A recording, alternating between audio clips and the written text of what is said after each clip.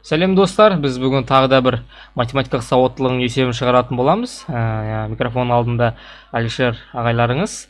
5 оқушының оқу жылында босатқан сабақтар санына талдау жасалынды. Бірінші оқушы 7, екінші оқушы 12, үшіншісі 10, төртіншісі 9 сабақты босатқан және 5 оқушының босатқан сабақтары санының арифметикалық ортасы 8-ге тең. Онда 5-ші оқушының босатқан сабақтар санын табыңыз. Арифметикалық орта дегеніміз жиектер қосындысын жиектер санына бөлу.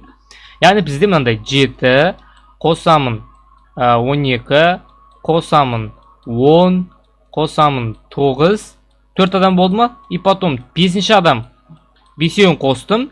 Соны қаншаға бөлім керек? 5-ке бөлгенде не шыққан? 8 шыққан. Қараймыз. Арифметикалық орта, мынаның бәрін қосамын. Мына x дегеніміз белгісіз, біз табатын сан, мынаның арасында бар.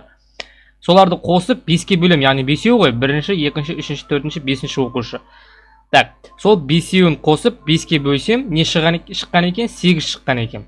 Яғни осыны обратно жасаймыз. 7-ге 12, 19, 19-ға 10, 29, 29-ға 9, 38. Яғни 38 қосу x тең болады, но 5 мынаға көбейту өтеді. 40.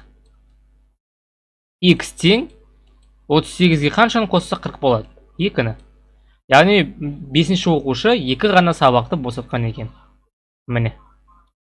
Есеп түсінікті болса, лайк басамыз, арнаға жазыламыз. Түсініксіз болса, комментарияға жазыңыз.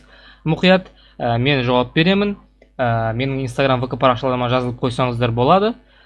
Келесі есептерді кездескенше қош сау болайық. Сіздерде ОТ-да сәттілік тілеймін. Математика сауаттан 20-ға 20 жинаңыз.